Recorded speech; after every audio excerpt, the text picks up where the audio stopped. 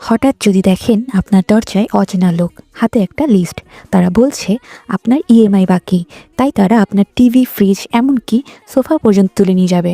আপনি কি জানেন আইন অনুযায়ী তাদের সেই ক্ষমতা আছে কি না? এই আতঙ্কটা বহু মানুষের মধ্যে কাজ করে। আজকের ভিডিওতে জেনে নিই ব্যাংকের ক্ষমতা ঠিক কত দূর। আইন এখানে খুবই পরিষ্কার। আপনার ইএমআই বাকি থাকলেই ব্যাংক বা রিকভারি এজেন্ট এসে আপনার ঘরে যা খুশি তা নিয়ে যেতে পারে না। ব্যাপারটা নির্ভর করে আপনার লোন বা ধারটি কী ধরনের তার উপর। যদি আপনার লোনটি হয় সিকিউরড, যেমন ধরুন হোম লোন বা কার লোন, তাহলে শুধুমাত্র সেই জিনিসটিই তারা রিকভার করতে পারে, যেমন বাড়ি বা গাড়ি, কারণ সেই সম্পত্তিটাই ব্যাংকের কাছে জামানত ছিল। কিন্তু যদি আপনার ক্রেডিট কার্ডের বিল বা পার্সোনাল লোনের ইএমআই বাকি থাকে, যা হলো আনসিকিউরড লোন, জেনে রাখুন এর জন্য রিকভারি এজেন্টরা কখনোই আপনার ব্যক্তিগত জিনিস যেমন টিভি, ফ্রিজ বা অন্যান্য সম্পত্তি তুলে নিয়ে যেতে পারে না।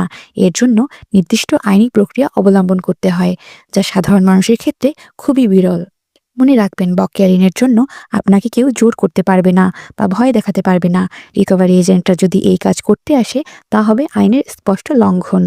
ভিডিওটি ইনফরমেটিভ মনে হলে চ্যানেলটিকে সাবস্ক্রাইব করুন ও পেজটিকে ফলো করুন।